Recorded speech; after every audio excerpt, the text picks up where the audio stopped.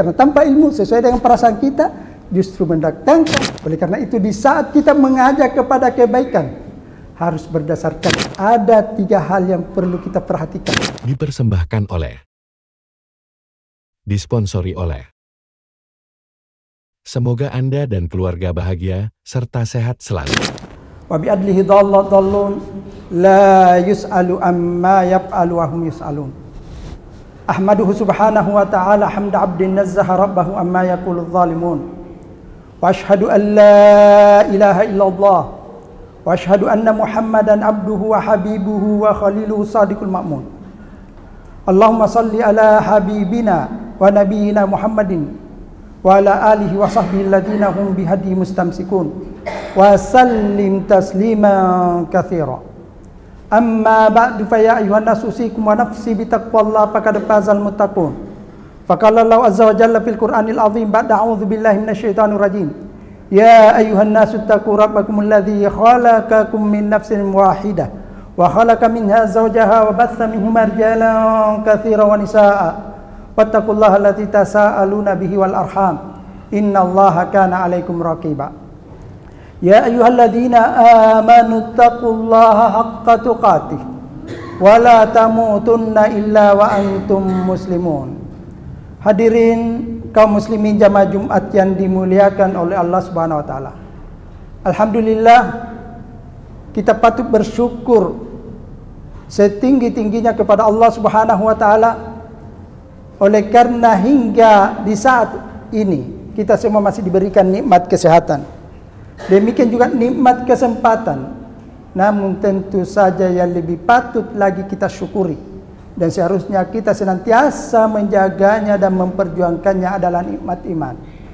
Karena seandainya pun kita diberikan kesehatan, juga kesempatan yang begitu banyak pada kita, namun bila tidak ditopang dengan nikmat iman, ada kalanya yang namanya ibadah yang ringan. Demikian juga perbuatan baik yang mudah terasa berat untuk kita laksanakan, padahal itu semuanya merupakan amalan-amalan yang kelak akan mengantarkan kita hidup bahagia dunia dan akhirat. Dan tak lupa pula memperbanyak salam dan salawat atas junjungan Nabi kita Muhammad sallallahu alaihi wasallam, Nabi pembawa rahmat, Nabi sebagaimana diabadikan di dalam Al-Quran. Wa ma arsalnaka illa rahmatan lil alamin. Dan tidaklah kami mengutus engkau wahai Muhammad melainkan sebagai rahmat bagi alam semesta. Hadirin kaum muslimin jamaah Jumat rahimakumullah. Umat Islam ini insyaallah pasti akan tegak, pasti akan menang, pasti akan menjadi umat yang beruntung. Akan tetapi ada syarat yang harus kita lalui untuk bisa menjadi umat yang tegak. Apa itu? Adalah dakwah kepada kebaikan serta mengajak untuk melakukan yang ma'ruf dan menahan ataupun melarang dari kemungkaran. Sebagaimana firman Allah Subhanahu wa taala, "Wal takum minkum ummatun yad'una ilal khair, wal takum minkum ummatan yad'una ilal khairi, ya'muruna bil ma'ruf wa yanhauna 'anil munkari, wa ulaika humul muflihun." Hendaknya, wal takum di sini ada kata perintah. Hendaknya engkau wahai umat jadi umat. Wal takum minkum ummat jadi umat, atau hendaknya ada umat dan hendaknya ada sebagian umat. Minkum, sebelum kita lebih lanjut, mari kita membahas kata minkum. Di sini mufassirin ada yang mengatakan bahwa kalimat min menandakan sebahagian. Karena ini menunjukkan litab'id, yaitu sebahagian. Apabila ada sebahagian dari umat ini yang sudah menjalankan hal tersebut, maka mencukupi anggota umat yang lainnya. Tapi ada juga mufassir yang mengatakan bahwa maksud daripada min di sini adalah ditabyin, ataupun lil bayan, yaitu penjelasan bahwasanya hendaknya kalian ini sebagai suatu umat, jadilah umat menjadi satu umat yang mengajak kepada kebaikan serta memerintahkan kepada yang ma'ruf dan melarang daripada kemungkaran. Tentu yang mana kita mau ambil? Kalau kita kembali merenungi bahwa keduanya bisa berlaku. Bisa saja sebagian dari umat untuk tujuan-tujuan tertentu. Tentu untuk melarang daripada kemungkaran, mengajak dalam kebaikan. Sebagai seorang politisi lebih pantas untuk mewakili umat Islam memperjuangkan misi Islam di dalam parlemen. Itu berarti sudah mewakili bagi kita. Seorang pengusaha juga harus mengajak kepada kebaikan sesuai dengan profesinya. Itu adalah ta'ifatun min ummah yang mewakili kita. Dan ada juga masyarakat umum yang tentu bisa saling mengingatkan antara satu dengan yang lain. Tapi dalam kondisi tertentu bisa saja pribadi-pribadi tertentu tersebut mengajak kepada kebaikan siapapun. Seorang politisi, seorang penegak hukum, masyarakat awam, jika dia sudah melihat suatu kemungkaran yang nyata, bisa saja dia melarang dari kemungkaran tersebut. Tentu sesuai dengan kapasitasnya dan punya perhitungan. Karena kita tidak menginginkan kemungkaran yang kita ingin ingkari justru mendatangkan kemungkaran yang lebih besar. Makanya min di sini sebagai litab'id bisa berarti sebagian dari taifah. Masing-masing sesuai dengan profesi kita. Di mana posisi kita? Tidaklah pantas kalau seorang awam karena ingin menuntut sesuatu tiba-tiba datang ke DPR, masuk dan mengobrak-abrik meja, tentu tidak pantas dan bisa mendatangkan kekacauan. Tapi kalau utusan kita memperjuangkan di sana, itu justru mendatangkan dan cenderung lebih indah dan bagus. Jadi cukup sebagai suatu perwakilan. Namun seorang anggota DPR juga bisa melarang jika dia dalam perjalanan tiba-tiba ada orang yang melakukan suatu perbuatan yang tidak tercela, tidak mesti harus di parlemen. Tapi juga bisa di jalanan di saat dia melihat secara pribadi. Jadi wal takum minkum ummah, min bisa berarti litab'id sebagian dari kamu, dan bisa juga menjadi hendaknya ada kamu sekalian menjadi umat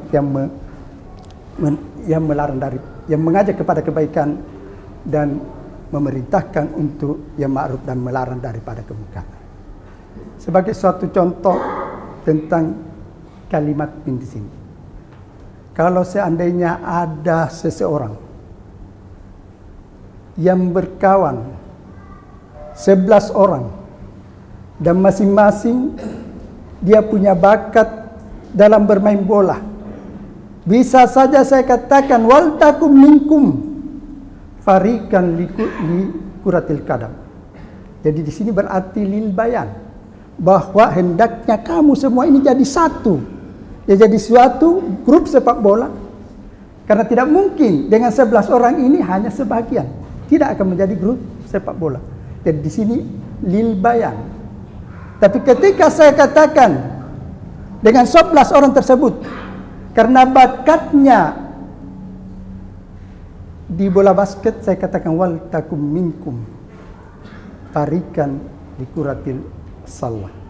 Hendaknya dari kalian ini, bisa berarti litab'id sebagian dari kalian, karena bola basket itu cukup pemainnya dengan 5 orang ditambah dengan cadangan beberapa orang, tidak mesti harus 11, menandakan litab'id.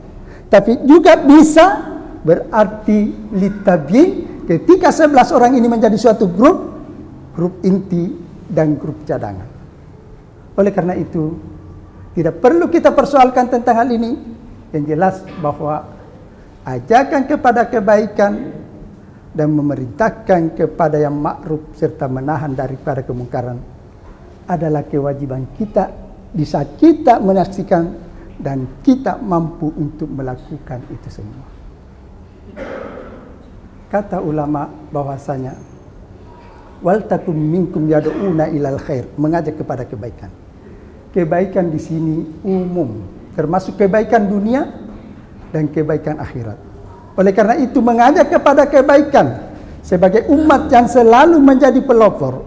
Seandainya pun hidup di negeri yang bukan mayoritas umat Islam dan mereka semuanya tidak ingin memeluk Islam, dia tetap bisa mengajak kepada kebaikan, karena kebaikan dunia di sini termasuk di dalamnya.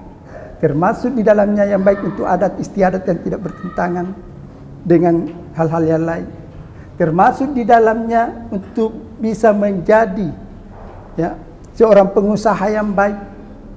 Harta benda termasuk juga kebaikan, sebagaimana firman Allah Subhanahu wa taala yang mengingkari orang yang kufur terhadap nikmat Allah Subhanahu wa taala. Wa innahu lihubbil khairi lasyadid. Mereka itu lihubbil khair, cintanya kepada kebaikan. Al khair di sini adalah kebaikan, berarti harta. Lasyadid, begitu luar biasa berlebihan. Jadi dari segi harta itu adalah suatu kebaikan, tapi cinta berlebihan itu kaitannya dengan syariat adalah munkar. Jadi mengumpulkan harta, berusaha untuk bisa menjadi orang bahagia adalah kebaikan. Tapi kapan di luar dari batas-batas tertentu, maka itu sudah masuk kategori syariah, yaitu suatu kemungkaran yang dilarang. Makanya dimanapun umat Islam ini bisa selalu menjadi pelopor, bisa menjadi kudwah untuk mengajak kepada kebaikan-kebaikan, termasuk mengajak orang-orang yang non-muslim untuk menghentikan kekejaman Israel. Bisa saja kita mengangkat dengan suatu kebaikan, mengangkat hak-hak kemanusiaan, bahwa apa yang telah dilakukan oleh Israel itu sudah di luar dari batas kemanusiaan yang semua, bukan hanya umat Islam, tapi semua umat manusia wajib untuk menghentikannya. Ini yang berkaitan lihubbil khairi lasyadid. Kemudian yad'una ila khair wa ya'muruna bil ma'ruf, mengajak kepada yang ma'ruf. Di sini adalah kaitannya dengan syariat.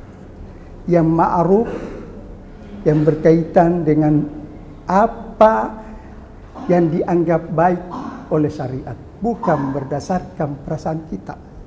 Oleh karena itu di saat kita mengajak kepada kebaikan harus berdasarkan ilmu syariat, bukan berdasarkan perasaan. Demikian juga di saat kita mengingkari suatu perbuatan harus juga berdasarkan syariat, apa yang diingkari oleh syariat, bukan berdasarkan perasaan kita. Sebagai suatu contoh, Rasulullah sallallahu alaihi wasallam pernah bersama sahabat, dan sahabat tersebut menyajikan makanan yang namanya dab. Barangkali kita kurang mengenal dab, dan kalaupun kita mencari di kamus Indonesia, dab di sini diartikan sebagai biawak, tapi itu berbeda dengan biawak yang ada di Indonesia. Dab itu makanannya suci, dia hanya memakan rerumputan dan dedaunan dan tidak memakan bangkai sebagaimana layaknya biawak. Pada saat itu sahabat semua memakan, tapi Rasulullah menolak, tidak mau memakan. Alasannya dia tidak terbiasa, karena dia tidak berasa dalam kehidupannya di tempat dia di mana dibina dan dibesarkan, sehingga beliau tidak memakannya. Ini bukan berkaitan dengan ibadah, ini adalah istiadat, al-jibil. Makanya Rasulullah tidak melarang para sahabat, dia membiarkan makan sementara dia tidak memakannya. Oleh karena itu sangat salah juga kalau ada mengatakan bahwa makan dab itu adalah makruh. Tidak ada hukum makruh dalam itu, adalah boleh bagi siapa yang ingin. Karena seandainya makruh itu, maka para sahabat semua akan meninggalkannya. Jadi apa yang dilakukan oleh Rasulullah perlu kita lihat dari sisi mana dia melakukannya. Kalau berkaitan dengan adat istiadat, maka itu adalah sesuatu yang boleh atau tidak boleh, sesuai dengan perasaan kita. Sama juga kalau ada rasa jijik kita pada sesuatu, jangan kita mengatakan itu haram, itu tidak boleh, ya, karena itu hanya berdasarkan pribadi kita, penilaian pribadi kita. Karena apa yang halal dan apa yang haram itu harus berdasarkan hukum-hukum syariat. Oleh karena itu, hadirin kaum muslimin jamaah Jumat yang dimuliakan oleh Allah Subhanahu wa taala, kita ini sebagai umat hendaknya selalu mengajak kepada kebaikan. Dimanapun kita berada harus selalu menjadi pelopor dalam kebaikan, Baik kebaikan duniawi, tentu saja lebih utama lagi untuk kebaikan akhirat. Dan perlu juga kita ketahui, agar supaya kita dalam menjalankan misi ini bisa penuh dengan hikmah dan selalu berjalan dengan aman dan damai. Dalam beramar ma'ruf dan bernahi munkar, ada 3 hal yang perlu kita perhatikan. Yang pertama adalah mengetahui sifat munkar tersebut, sifat kebaikan tersebut, ma'ruf tersebut, berdasarkan ilmu syariat, bukan berdasarkan perasaan. Sehingga di saat kita mengajak kepada sesuatu, justru tidak menjerumuskan kepada hukum yang bertentangan dengan hukum yang lain. Sebagai suatu contoh, mengajak untuk berzikir, ya, baca Al-Quran itu adalah sesuatu yang baik. Tapi ketika pergantian tahun miladiah, di mana itu merupakan hari raya bagi orang non-muslim, dan mereka merayakan dengan mengatakan, mari kita panggil mereka dan kumpulkan, ini adalah suatu kebaikan untuk menahan anak-anak kita agar supaya mereka berkeliaran kembali. Mengajak kepada zikir adalah suatu kebaikan.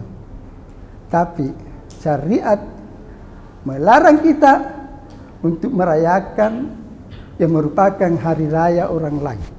Boleh jadi tujuan kita baik, tapi suatu ketika anak-anak kita, generasi kita akan menganggap bahwa itu sesuatu yang boleh dirayakan. Kalau orang non-muslim merayakan dengan pergi ke gereja-gereja, maka kita harus merayakan di masjid-masjid dengan berzikir.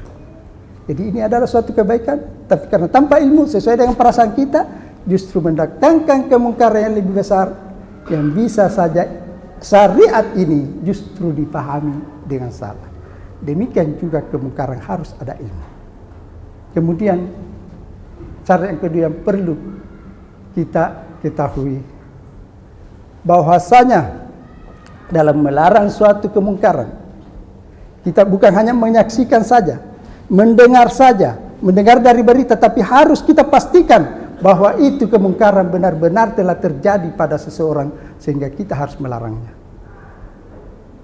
Boleh jadi kita melihat di bulan Ramadan ada yang minum, itu adalah suatu kemungkaran yang kita saksikan, tapi itu belum jelas bagi kita apakah itu suatu kemungkaran. Kita harus pastikan.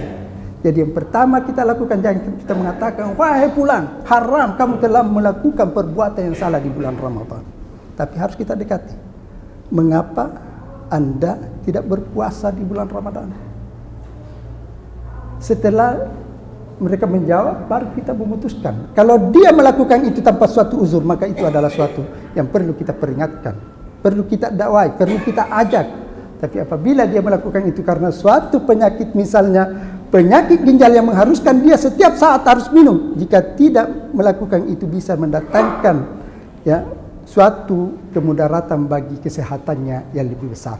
Sehingga dalam melarang dari suatu kemungkaran perlu juga kita perjelas. Sebagaimana Rasulullah SAW ketika beliau sedang berkhutbah Jumat, tiba-tiba ada orang yang masuk langsung duduk dan tanpa salat 2 rakaat. Ini kan suatu hal yang meskipun sifatnya bukan suatu yang baik, tapi adalah suatu keharusan salat sunat 2 rakaat sebelum duduk. Rasulullah sudah melihat itu, tapi Rasulullah tidak mengatakan, wahai fulan, berdiri dan salat 2 rakaat. Tapi yang pertama dia katakan, wahai fulan, apakah kamu sudah salat? Boleh jadi dia sudah salat di pojok, kita tidak lihat. Maka orang tersebut mengatakan belum. Rasulullah baru mengatakan berdiri salat 2 rakaat. Dan yang ketiga, syarat yang perlu kita ketahui, bahwasanya dalam melarang suatu kemungkaran, jangan sampai mendatangkan kemungkaran yang lebih besar. Karena membiarkan suatu kemungkaran yang kecil demi untuk menghindari kemungkaran yang lebih besar, itu lebih baik dan lebih aslah dalam kaidah usul fikih kita, yaitu ajaran syariat kita. Oleh karena itu, dalam melihat suatu kemungkaran boleh jadi kita berjalan-jalan, menumpukan sekelompok manusia yang sedang berhura-hura meminum khamar, kita bisa saja melarang. Tapi mungkin dengan melarang tersebut mereka akan memberontak dan membuat kekacauan dan boleh jadi membunuh kita. Maka mendiamkan itu lebih baik. Kalaupun kita ingin melanjutkan, maka diamkan dan datang melaporkan, karena orang yang berwenang itu jika dia melarang sesuatu itu lebih aslah, lebih aman dibanding daripada kita secara pribadi. Oleh karena itu, mengajak kepada kebaikan dan memerintahkan kepada yang ma'ruf dan melarang daripada kemungkaran adalah suatu syarat tegaknya umat ini. Adalah suatu syarat terpandangnya umat ini. Adalah satu syarat umat ini akan merasakan mendapatkan kemenangan dan keberuntungan. Namun semuanya itu perlu juga diilmui. Perlu kita lakukan secara pribadi di saat kita melihat itu mampu kita lakukan dan tidak terjadi suatu mudarat yang lebih besar. Maka tawakal Allah, lakukan semuanya itu, karena itu adalah suatu kewajiban kita. Namun bila terjadi suatu hal, kita bisa menggunakan amar ma'ruf nahi munkar itu dalam kategori fardu kifayah, yaitu dengan melaporkan kepada orang-orang yang berjanji. Adapun kita adalah mengumpulkan bukti-bukti jika itu kita melihat suatu kemungkaran yang nyata, dan jangan langsung kita melakukan tindakan-tindakan, karena meskipun itu suatu yang nyata, akan tetapi di saat kita melakukan suatu tindakan akan berdampak kepada mudarat yang lebih besar. Maka mari kita kumpulkan segala bukti-bukti jika ada kemungkaran-kemungkaran yang kita lihat, kita laporkan kepada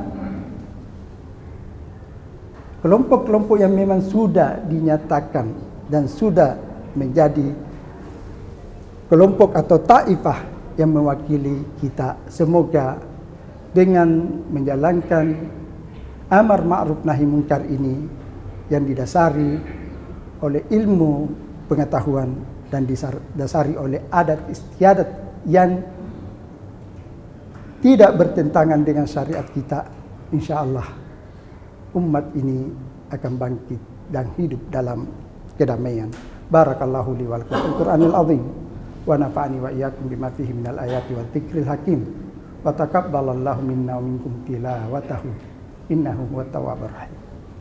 Alhamdulillahi rabbil alamin wa bihi nasta'inu ala umuri dunya waddin. Man yahdihillahu fala mudhillalah wa man yudlil fala hadiyalah. Wa asyhadu an la ilaha illallah wa asyhadu anna Muhammadan abduhu wa rasuluh. Ya ayyuhan nas ittaqullah wa abtaghur ridwana wakhshaw batshahu khafu sultana wasta'idul yawmin tazillu fihi alqadam yawma la yanfa'u malun wala banun illa man atallaha biqalbin salim.